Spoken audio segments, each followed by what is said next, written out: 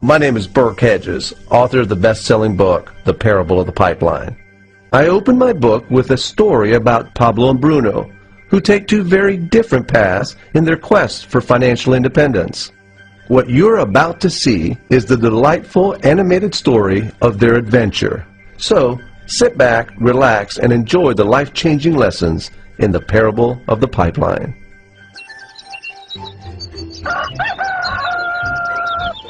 Far away, in a small village, near a beautiful valley, lived two friends, Pablo and Bruno. They were both young and dreamed of a better life for themselves. They'd often discuss their dreams about how they would become the most successful men in the village. They weren't afraid of hard work, and they searched for opportunities to help realize their goals and achieve their dreams. One day, an opportunity presented itself.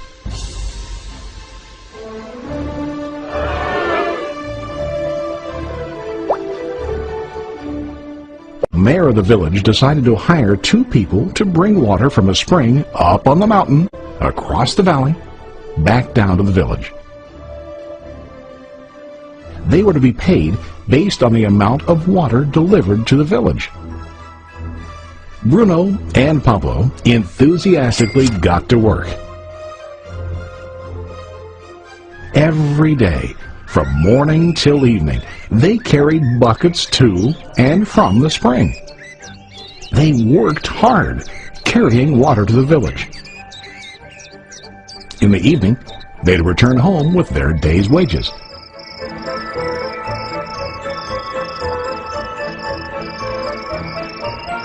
Bruno was satisfied with his work and the money he earned. He was sure that with this work he could achieve his dreams. Bruno thought that to increase his wages he could use bigger buckets to bring more water each trip. He believed with a larger income he would soon be able to buy a cow and the house that he dreamed about.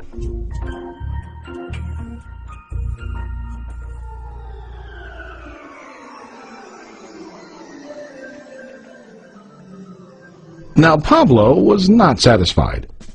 At the end of the day, his back and hands ached, and he was exhausted. He was looking for an easier way to earn more. One day an idea occurred to Pablo.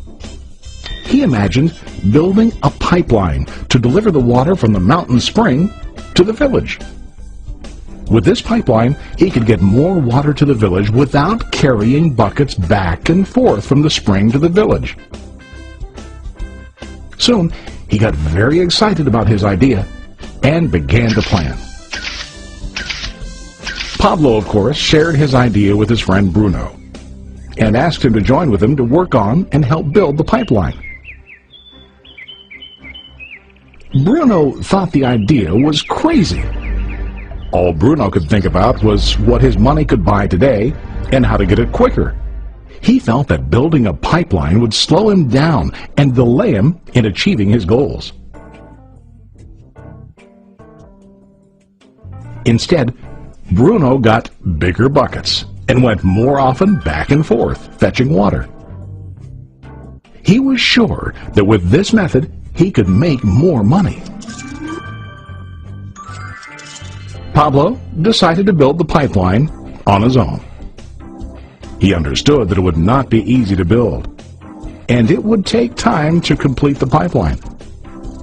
Pablo knew that it could take several years to finish, but he set his mind on his goal.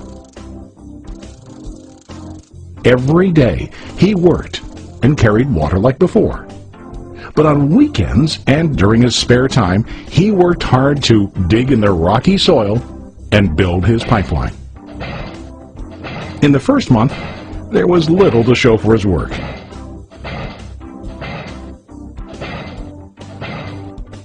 Bruno and the villagers laughed and teased him. They called him Pablo the Pipeline Man. During this time, Bruno's income doubled. He already bought a cow and a bigger house. His lifestyle changed. He now spent time after work in the bar, enjoying his hard-earned wages from delivering water.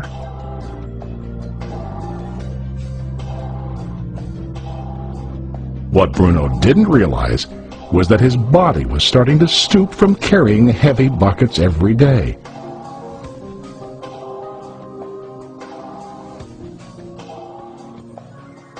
His face looked worn and his body tired. Soon, he began to carry less and less water due to the wear and tear on his body.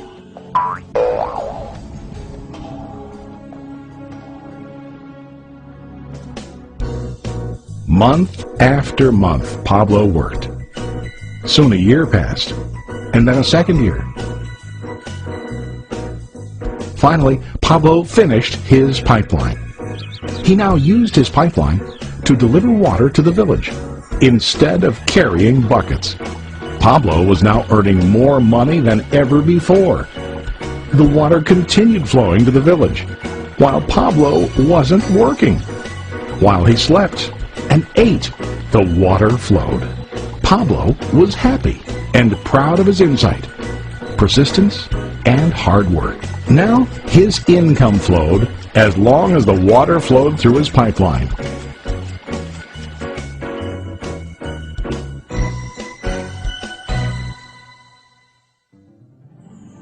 The story of Bruno and Pablo is a reflection of life. Their jobs symbolize what most people do to earn money. Bruno gets his money using buckets. He goes back and forth, carrying his buckets from the spring to the village in exchange for money. To increase his income, he either has to go more frequently to the spring or to use larger buckets. It's common in real life to increase our income by working harder. For example, working overtime or getting a second job.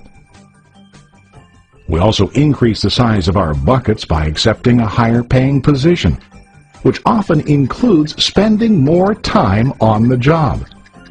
Most of us exchange time for money like Bruno. We know that every person has only 24 hours in the day and that it's not possible to use all our time to work. The most difficult time comes when we can no longer exchange time for money due to age, health, or other reasons. Then, our income stops. Now let's review what Pablo did. Very wisely, Pablo did not exchange all of his time for limited income, but he used some of his time to build a pipeline. He knew that the pipeline would bring ongoing income as long as the water flowed. An ongoing income that multiplied the time he worked each day. Pablo knew that someday, maybe because of age or health, he would no longer be able to exchange his available time for money. Pablo knew that if he could make his idea of a pipeline work, then he only has to do the hard work of building the pipeline. After the pipeline was completed, Pablo was able to monitor and maintain the flow of water to ensure that his income will continue. Pablo has shown us that to earn an income, we don't always have to directly exchange time for money. There really are better ways. How about you? Are you still like Bruno, who directly exchanges time for money? Or do you want to be like Pablo, building and maintaining a pipeline for ongoing income? If you are interested in the idea of building your own pipeline, contact the person who lent you this presentation. You can start building your pipeline today.